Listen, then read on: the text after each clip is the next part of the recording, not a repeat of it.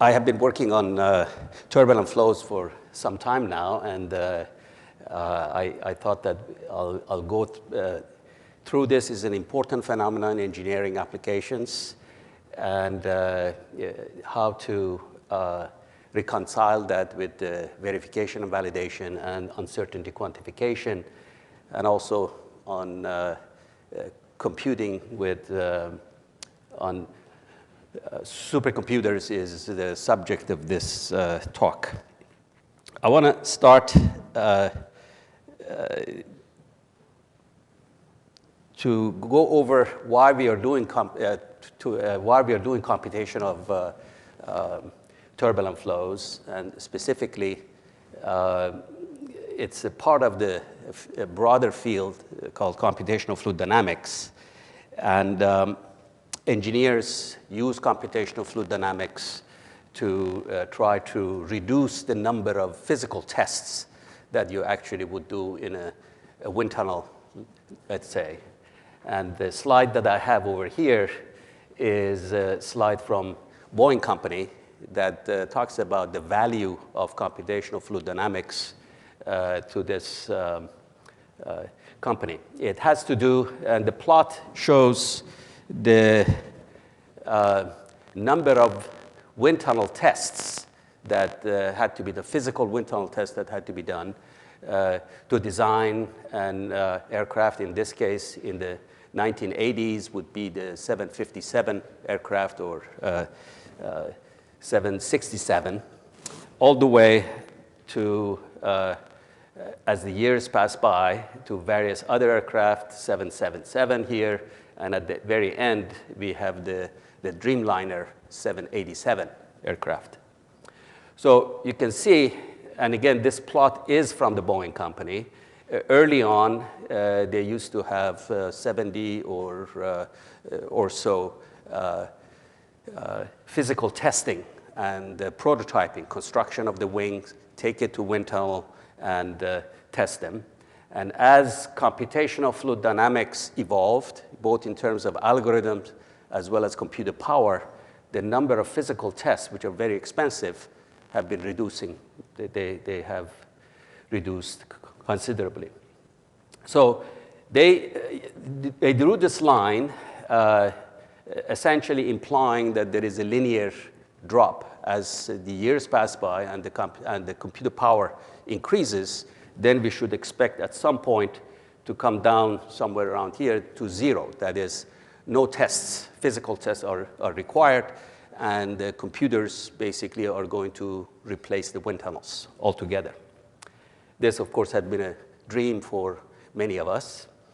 And in 2003, they made this estimate that with regard to 787 aircraft, they would require 5 tests, physical tests only. And what you do see, though, then in 2005, when actually the Dreamliner was past the drawing boards and the real numbers came in, you see that the number still stayed at 11.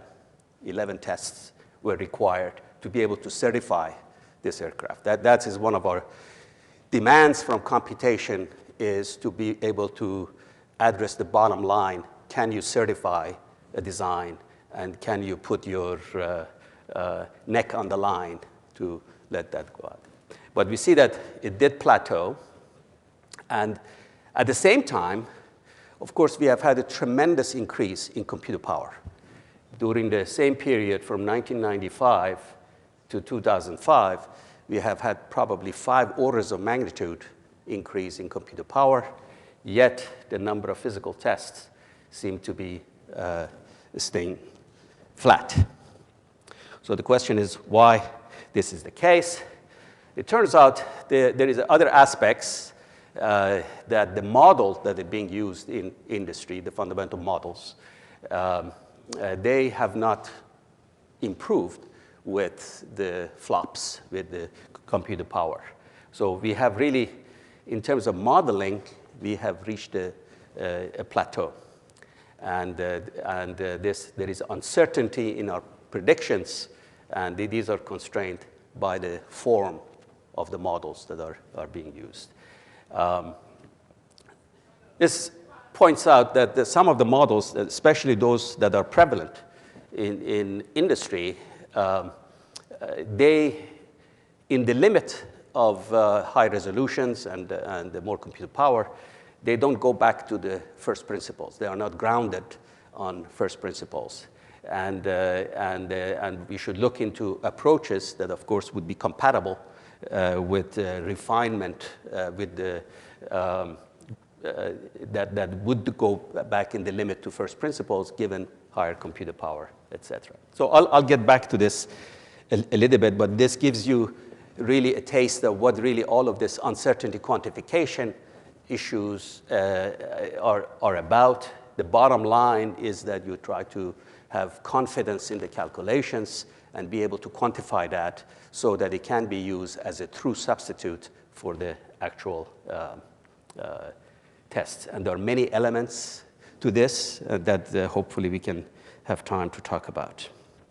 So part of the reason, of course, I mean, the main reason I would argue that these calculations or the predictive power of the computation have plateaued is because of the phenomena called phenomena of turbulence. It is, in this slide, I have plotted, well, we have a graph of an exhaust jet of a supersonic aircraft. There is a supersonic jet exhausting, and you see the is a multiscale phenomena. You are looking at density fluctuations. You see the early shock waves. You see the acoustic waves propagating. And the turbulent field here is incredibly multiscale and highly nonlinear and complicated phenomena, basically. And it is this part of the computational fluid dynamics, being able to model that, has been the pacing item. And it is precisely how one models this phenomena is what I think led to the plateauing of the use of computational fluid dynamics in the charts that I showed you. So the next shows you a recent picture that obtained by Curtis, one of the students that were mentioned, fellow, is, and it shows you the one snapshot of a flow over a flat plate, and it shows you how the eddies and we start with a laminar flow. Maybe I should go back here. It shows you how a turbulent flow in a boundary layer, at least, evolves. Bottom line shows you skin friction. Here shows you the velocity profiles, and you're just marching through one snapshot, laminar flow, leading to some structures. These structures become highly nonlinear, start interacting with each other.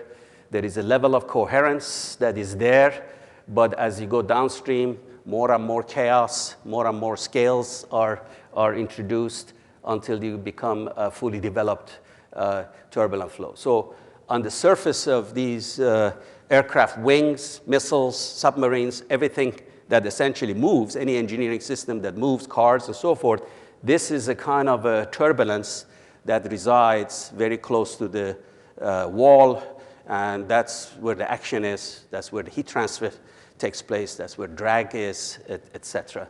And that was just another example of turbulent flows. This is again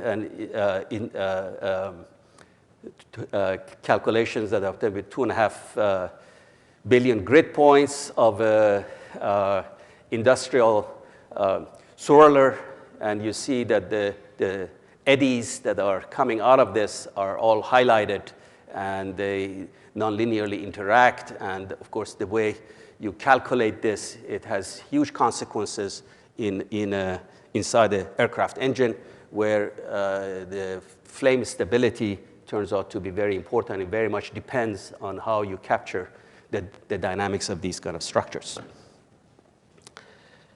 That calculation was obtained also, was done on Argonne leadership machine on the Blue Gene. So question is, why is turbulence a stumbling block for CFD? If you do a basic back of envelope calculation, you see that to be able to, the number of grid points required to do a turbulent flow calculation goes with a parameter called Reynolds number to the 9/4. This has to do with the, essentially the velocity and the dimensions of the flow. So to be able to do a truly first principle calculation, you need the computational grid should resolve all the scales, and it would scale something like Reynolds number to the 9/4, or, a little bit more than power 2. So the problem is in engineering, the Reynolds number is quite high.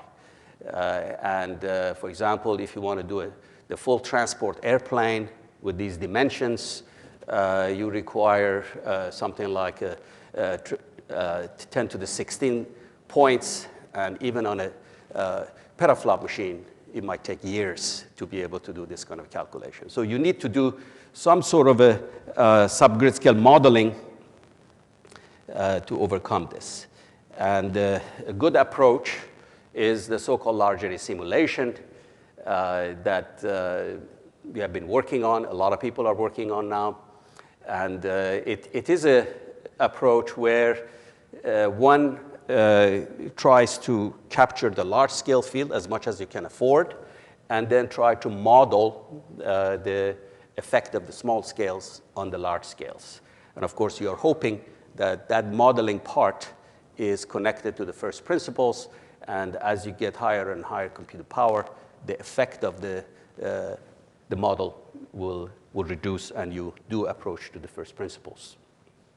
So this is an approach that we believe that if it's done properly, then it would address the Boeing's observation that it is connected to first principles, and it is a physics-based modeling. But of course, it's much more expensive, but as the computer power is getting faster and better, I think it should find its place in engineering community.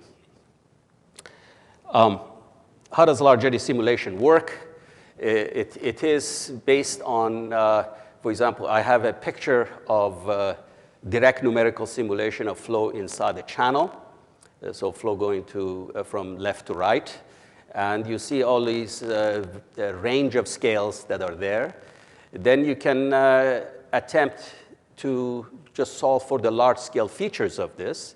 You apply filtering operation to the, say, velocity field, and you get the quantity with the bar on top of it, and that would be the large scale component. And you derive the constitutive equations for these large scale components. Will be something looking like the Navier-Stokes equation, and then you will solve those and model the small scales. So idea would be to solve for the filtered equations, and which is again a set of partial differential equations that we solve, and that would resolve the large scale features. And the difference between these two will be modeled. So let's see some success stories first, and always look at some pictures. I showed you the prediction of transition from laminar to turbulent flow. Here is the picture of calculation that we did for the NNSA, and it took us quite a while to get to this stage. It's a calculation of a flow inside the combustor of a jet engine, and it's a multi-physics, multiscale calculation involving liquid fuel breaking up into drops, evaporation, combustion, and inside the complex geometry. These kind of calculations are used effectively in the computation of noise and with application to helicopter quieting, flow control. I'll show you some of this effect. And of course, again, multi-phase flows.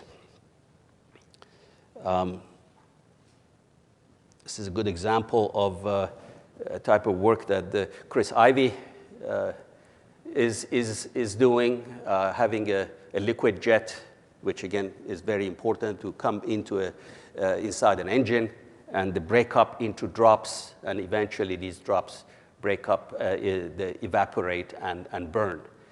Tracking all of these drops within a turbulent flow is a massive computational challenge.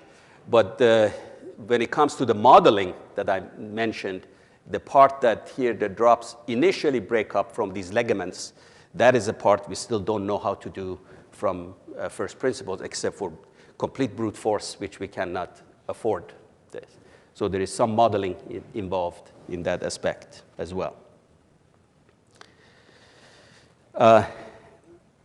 The jet engine calculation, it was done as part of the ASCII program that started in 1997, and it was probably at that time, and probably still is, was the largest engineering calculation really ever undertaken.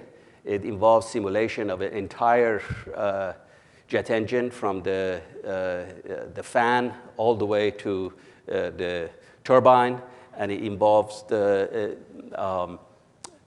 multidisciplinary calculation, connecting and integrating multiple codes, codes that could solve the thousands of moving parts here, flow through these. Inside the combustor, we use the large eddy simulation technique that I just mentioned, and then, of course, back to the compressible code to handle the turbine. To give you a blow-up of the combustor part, you see that here, again, a liquid fuel comes, breaks up into drops, then chemical reaction takes place, all kinds of flow instabilities, Kelvin-Helmholtz instabilities that was mentioned in previous talk that are taking place, etc. So this was a real Pratt & Whitney 6000 engine that was simulated. At the time, we could do only one sector. There are 18 such injectors around the engine, and still we probably can afford to do one or two of these instead of doing the entire thing, and instead we use periodic boundary conditions to go around it. Now, these calculations, what are they used for, instead of just predicting, is to provide answers to real questions that industry has been worried about for a long time, and because of lack of access to proper data, they haven't been able to answer. One of them had to do the so-called hot streak migration. It turns out that from a combustor of an engine, occasionally very hot patches of fluid that go down and escape all the way to turbine, and these are so hot that basically melt and subject the turbine vanes into fatigue, thermal fatigue. And you can, with having access to the three-dimensional data, you can go and post-process it and figure out exactly what the mechanism of that would be and be able to address that. And this is going on right now. You're looking at the flow in two planes very close to the injector, and I won't go into the mechanics that were discovered from this calculation. Other applications of large eddy simulation has to do with noise. And this is where computations really are beginning to make a dent in this. Last year, Veteran Administration spent almost $1 billion in the hearing loss compensation that was provided to the military personnel. And with the new aircraft coming online, and just imagine on an aircraft carrier deck, the personnel that are working there, they are subject to 156 dB noise. And the best mechanisms that we have to mitigate that noise reduces that by about 3 dBs. And the rest, the part that is huge bottleneck, is the noise generated by the unsteady fluid motion that is there. And the good way to understand where that's coming from and how to control it is through these kind of simulations. So here I have just examples of other noise problems. One has to do with the mirror, on the side mirror, on a car, also fan noise. And these are the applications. For example, this shows you the cross-section of the mirror, and you see the turbulence that is in the wake, and this is precisely what gives you a lot of noise in the cabin of the car, for example, in this case.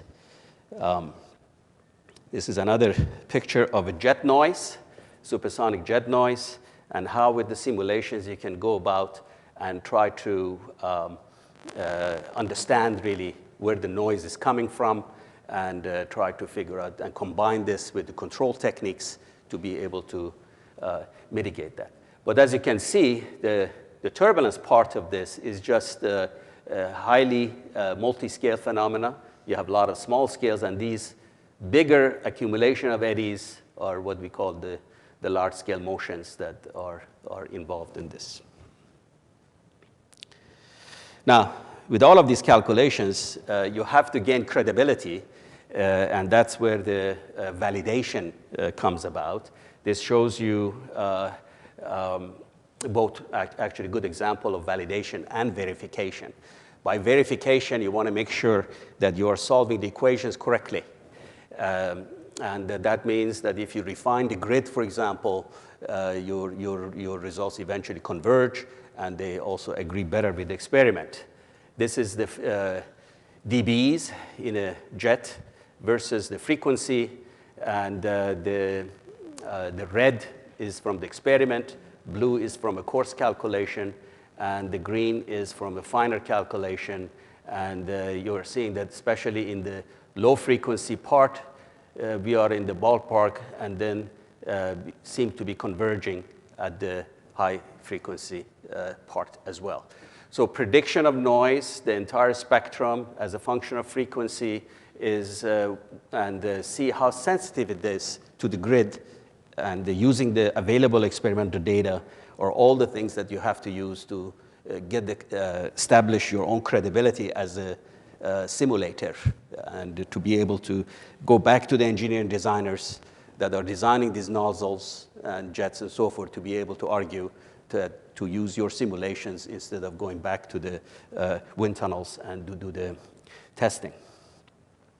This is another very recent picture obtained from jet noise calculations on an aircraft carrier, where you have the deflectors that come in before the jet takes off, and you see the intricate patterns of shock waves and the noise being generated.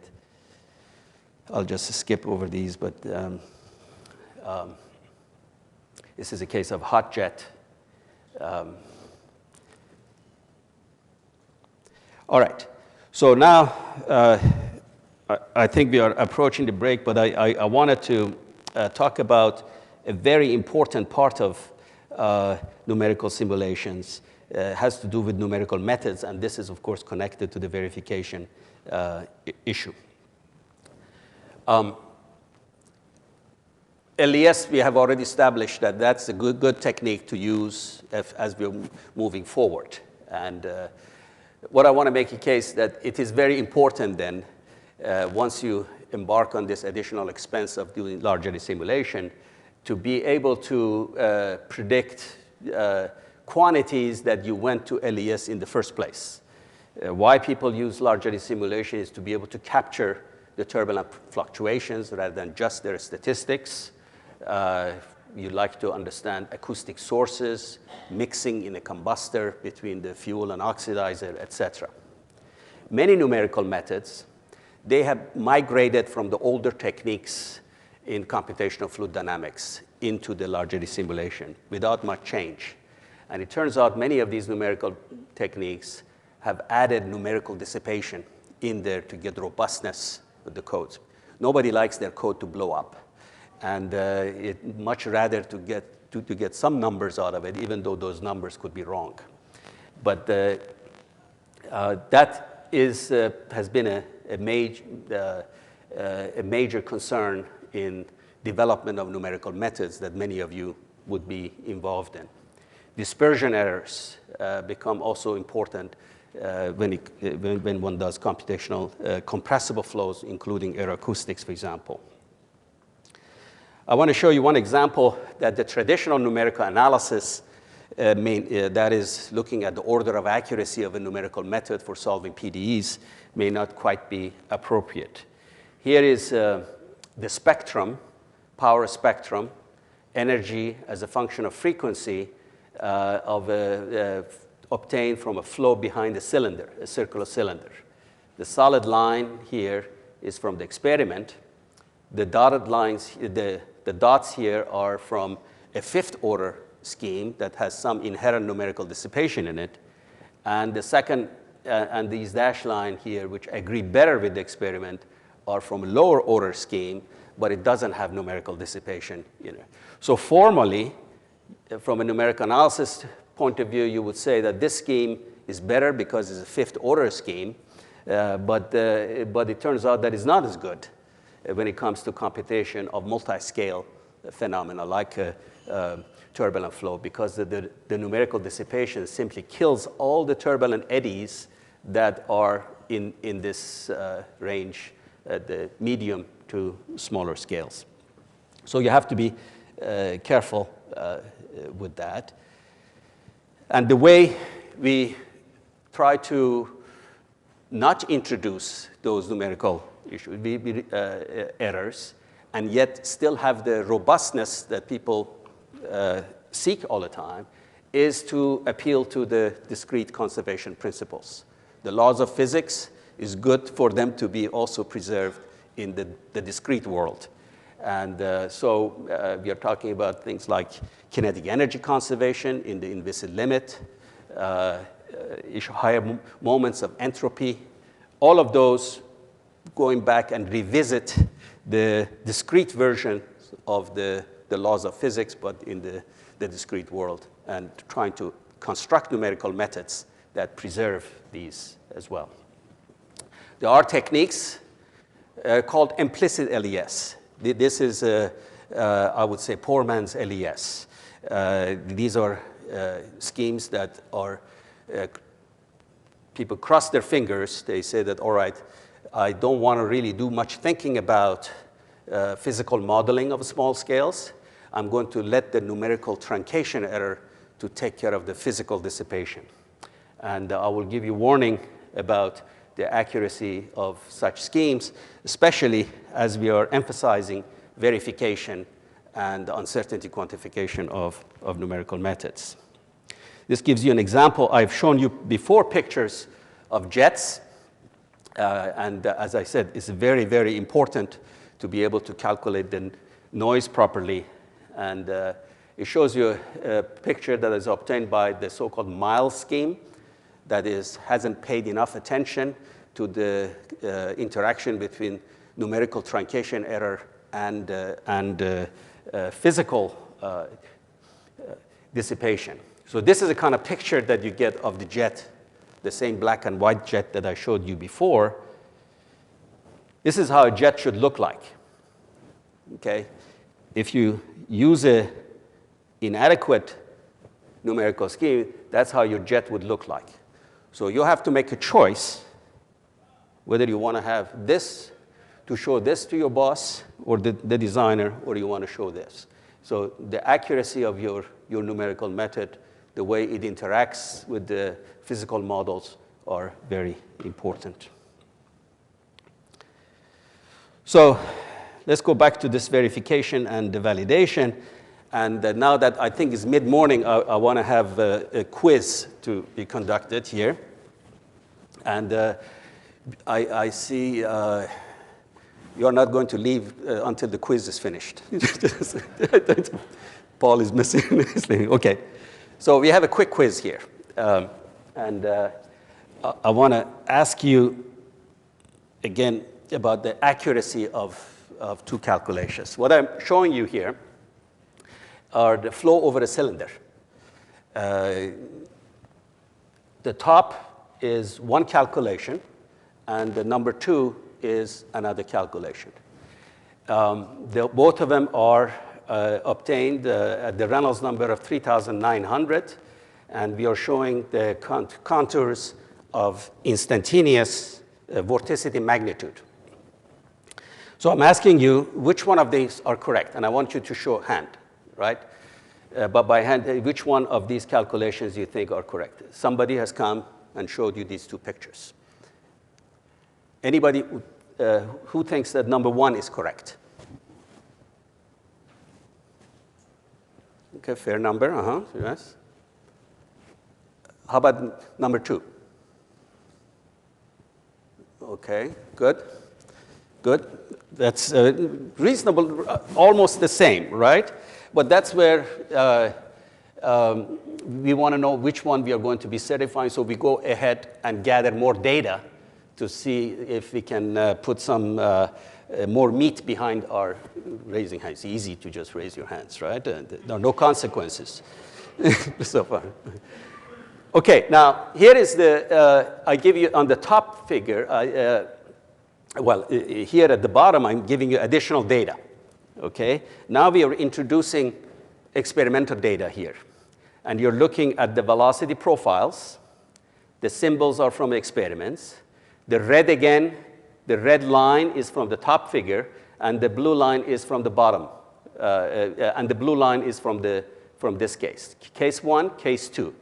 Now I added the experimental data. So given that, what do you think now? Can I change my vote? Yeah, that's what I want to know. How many want you to change votes? Okay, so you're changing votes. So how many then, let's get to the bottom of this. How many of you would certify number one? Almost everyone now, okay? And how many of you, so the rest are saying that number two, but most of you now, by vast majority, think that number one is correct. I'll give you one more piece of data, and again, this comes in the verification part of the enterprise here. Okay, I just added these two here. The top calculation that you all voted now is accurate was done with 4 grid points in the span-wise direction, in the direction perpendicular to the board. And this one, which you all felt that was inaccurate, but, and because it didn't agree with the experiment, has 48 grid points. So now put your numerical analysis hat on. One calculation is done with more grid points, right? So if you didn't know about the data, you would say the calculation with more grid points is more accurate, okay? So what's going on then? The calculation with 4 number of grid points, pathetically low, right? This calculation agrees better with the experiment. And when you refine the mesh, the calculation does not agree with the mesh. So the bottom line is that the answer, the correct answer is really number 2, the one that you all felt that was wrong, okay? What happened here is that the bad calculation agreed with the bad experiment, okay? And that you have to be careful. Experiments are not always right, okay? What happened is that the bad calculation had only 4 grid points, generated some sort of a numerical noise. The numerical noise led to a physical transition from laminar to turbulent flow, as you can see here. And the calculation with the higher number of grid points was true to this transition. It prolonged, and it broke down later. In the laboratory, the facility was vibrating, also had perturbation, additional perturbations that led to early breakdown. So bad numerical noise and the physical noise were in combined to get the agreement. But the true calculation did not have that error, and of course looked. And later experiments, however, then shows that they are in agreement with that calculation. See this long shear layer? They are both there, okay? So I will ignore this, the result of this quiz. So we wait till the final. Okay. So here is a lesson. Get the right results for the right reason. Okay, and that is the first lesson in verification. Okay. So let's talk a little bit about these. How am I doing with time? 35 minutes left or no? 20 left, great. Okay, let's talk about I want to talk a little bit about validation. Validation, you can compare the results, flow visualization with the experiment, and the computations. Same kind of features are shown, and these are the kind of things you need at the instantaneous level, qualitative, that I think you need to do to convince the experimentalists, those who are really in the trenches and designing engineering systems, and they are familiar with the look and the feel of the fields. At some level, you have to make that kind of comparison to just get their trust. Also, it is not enough to do a comparison to the experiment when it comes to validation under one conditions. You can always be accused that you have tuned your calculation to match the data at some point. Then you have to also try to match the data. Same model, same kind of resolution should be able to predict the simulations at the variety of conditions. This is a good example of a test trying to control the flow over an airfoil, and with some sort of a synthetic jet actuators that are pumping fluid inside, right at the tip of the airfoil here. So you have results that are uncontrolled without this actuator pumping fluid there, and you have results that are controlled. The question is whether your calculations can predict both and without changing any knobs or turning any knobs in the calculation. And you can see that in this case, you're looking at the velocity as a function of vertical distance at a certain station, and you see the good comparison between the experiments on both conditions. This is what you call true prediction, in a sense that you didn't change any knobs, blinded, you did the two calculations just based on only changing the physical parameters. Quantitatively, lift coefficient, very good agreement between the large eddy simulation and the experiment. And also after you turn on the control, again, very good agreements. Now, a key part of LES, of course, you want to do verification. The best way of establishing verification of your codes is by grid refinement. Every numerical analyst, numerical analysis 101 tells you that if you're solving a set of differential equations, you refine the grid, you should approach to the continuous solution. So these are calculations from a jet in cross flow. And you can see, and here is a coarse mesh, finer mesh, finer mesh. And as you're refining, again, what you will see that the more physical eddies, smaller structures are introduced. The flow are very different. It doesn't look like, as you just keep refining,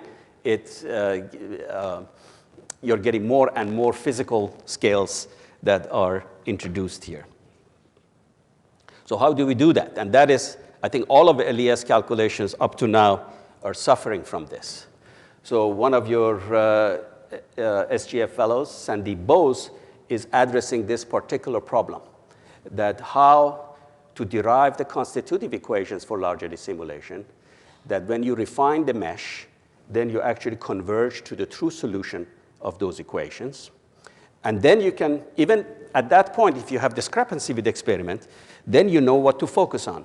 You have isolated the numerical errors from the modeling errors, and you can just focus on the modeling errors. But you have to have a tool like this to be able to have independent, show grid-independent results. If you refine the grid in this model, you add more physics, and that's what you have to do. So this is a bit about work of Sandeep. He's doing as part of his fellowship for Department of Energy, and where he has actually derived the constitutive equation, paid attention to separation of numerical errors and from the Modeling errors, this is the term that you model, and be able to establish machine-dependent results.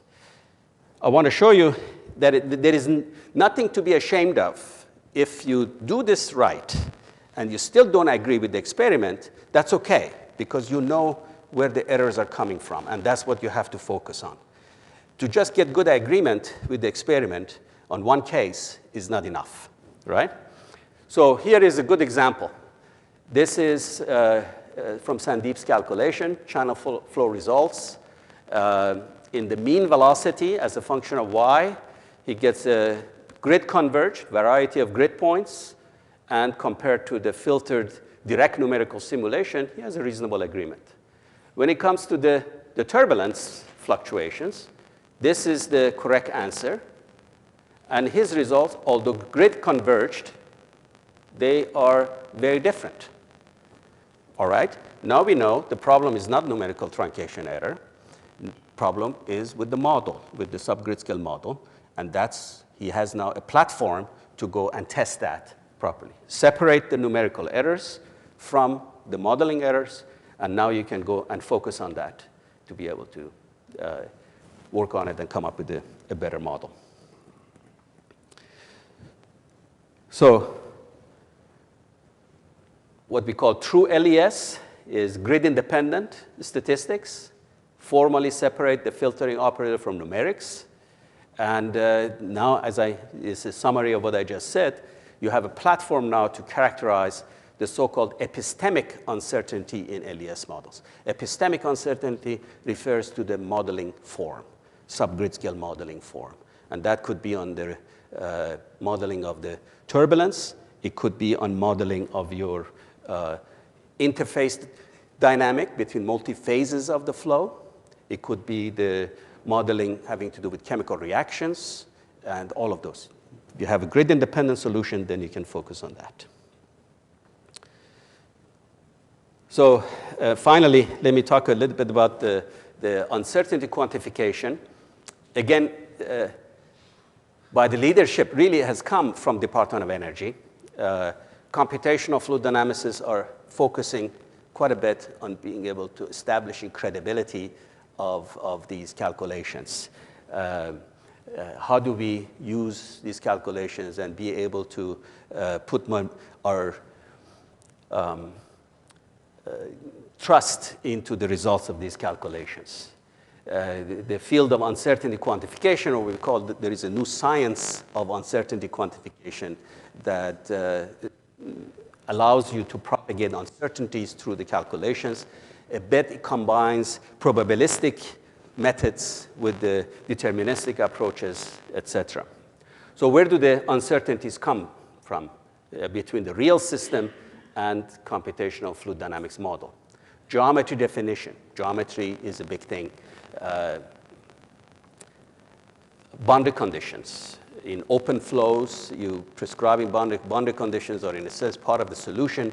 So any prescription of boundary conditions involves uncertainties. Material properties. These could cause uncertainties in the results.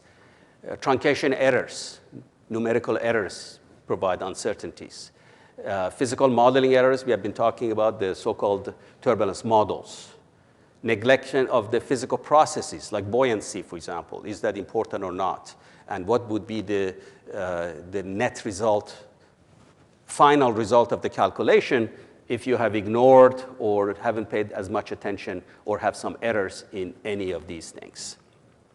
So this is really what I meant, that in the recent years, we are now paying a lot of attention to this uncertainty quantification. And it is really a leading edge research in area of CFD. I want to end the talk with just one example, just give you a feel for it. We wanted to, at some point, look at the fan noise predictions. And the engineers have the so-called anechoic chambers. There are very big facilities with the non-reflector material on the walls. So you can go and make measurements of noise, if you will, over there. So they are done in these large facilities. And we were concerned about noise coming from one blade of a fan that was mounted in this facility. Of course, you cannot simulate the entire anechoic chamber, the entire wind tunnel with all the blowers and so forth. So what you do, you try to get a small section of it. And I want to now go to the schematic picture here. So this was that one blade, the cross-section of it you're seeing. And we can't put the computational mesh around the entire facility. So we say, all right, we are going to put a computational mesh around this section of it and try to simulate this. So instead of carrying the entire facility, this will be our computational domain. So if this is going to be a computational domain, you have to come up with boundary conditions to put around here and then solve the partial differential equation inside this particular domain. And so how are you going to come up with boundary conditions for that? Well, approach that is used quite often is that you use a low fidelity calculations, like the one that was done by Boeing company at the early talk. And being it that it's away from the boundaries, you should expect some reasonable results from on the boundary here from the low fidelity calculation. Then feed that to a higher fidelity calculation that goes on inside of this, in the smaller domain. So the question is now, how accurate are the LES results that are carried out inside of this domain that you prescribe the boundary conditions for? So how are we going to carry out the uncertainty quantification? First, we got the results from low fidelity. Take a look at this boundary. S coordinate just gives you along this boundary. So this is S. This is velocity, two components of velocity that are prescribed from the low fidelity calculation. Then we put some uncertainty on them, plus or minus 2%, 10% on one velocity component, another one on this velocity component, and see how much the results would vary. Well, the entire nature of the flow, depending on boundary condition that you put in there, plus or minus 10%, can change quite a bit. These are the pictures of the flow over that airfoil on the top surface. And I have just plotted 4 of these uncertain boundary conditions, 4 of them. And in one case, you see that transition to turbulence is there all the way from the beginning. Another one, the transition is delayed somewhere down here. There is some numerical junk here too. And you see that the results can be quite sensitive in detail. At some level, they are very sensitive to that small perturbations in the boundary conditions. But the bottom line is, the final result that you're interested in, whether it's velocity profile or noise, how sensitive are those? And you ought to be able to put uncertainty bars on those before you can go and certify, or whoever you're going to report this, have all your results having uncertainty bars on them. And this shows you. Some of the results, like the pressure coefficient, are not. The symbols are from experiment, and the others are from these little uncertainty bars that you see is from the calculations that were done with propagating all of those uncertainties. Certain quantities are not as sensitive. Other quantities, like the velocity profile, has huge uncertainty bars in there that you have to be aware of. Then if you're interested in noise, the same thing. To be able to put uncertainty bars here, there is both LES and RANS calculations here. I won't go into the details, but you see some of them are huge uncertainty bars depending on the frequency that you are interested in. So we are building machinery now in cooperation with our colleagues in DOE to be able to propagate these uncertainties, to quantify them so that we can give some credibility to the computations. My last slide is just a pep talk, really, to all of you. You probably have seen this plot many times, but it shows you the growth in supercomputing power over the past years. And what you see is plotted, of course, in the semi-log plot. And the bottom line, the middle one is the kind of computers that we have access to, or you will have access to at the national laboratories, at the DOE laboratories. You see that the growth as a function of year, flops, is really continues to be exponential. And that has been achieved, of course, with the large degree of parallelism. Okay? So this plot was made about 2009, but every indication is that everything is growing exponentially. In fact, if you look at the part that we have data in, over the past 7 years, you have a growth of 100 times, which is what I referred to earlier. So I think the future is quite bright in terms of having access to the best and very powerful computers that will allow us then to solve increasingly more complicated problems, also conduct experiments of discovery as long as we have trust in the accuracy of these calculations. I think, as was mentioned earlier, we expect very much in the next decade or so to perform computations on 500,000 plus processors. New algorithms are required, attention to processor errors, and all of those aspects will be there. Computer science will be a big part of anything we do. So in your education, I think it's very important to be on top of numerical analysis, computer science issues, and statistics, probability, physical modeling. All of those are, I think, a part of a true DOE fellow education, computational sciences education. It cannot be done on one area. Good progress in numerical algorithms without the knowledge of computer science aspect of it will be essentially it might lead to a very accurate numerical method, but might be very useless because you can't run it on a big machine or push it to the leading edge. I think as we are doing more and more multi-physics problems, passing a laser beam through a turbulent flow, electromagnetic effects, multi-phase flows, chemical reactions, etc., the subgrid scale modeling problem become more and more important. And so your physical knowledge, taking some physics courses, it would be quite, I think, appropriate.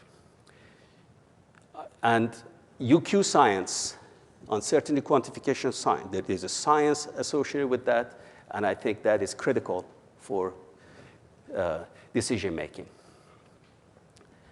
This is the part that I just mentioned, that this more applies to universities, but also to you as well, because ultimately you're going to be leading be the leading figures in various universities and national labs, is that the research in any of these areas by themselves, I don't think is going to be as fruitful, okay? Have to be aware of computer science, numerical analysis, physical modeling, probability and statistics. All of these areas have to have a broad understanding of it to be able to have the next generation and effective numerical tools. The one thing we also learned from DOE has been the presence in your research environment to have an overarching problem. Jet engine, engineering system. A big problem that would be a great catalyst to combine the various disciplines and to be able to have the most effective, I think, numerical research. Having a real overarching problem that is useful to somebody at the end of the day. Okay, thank you.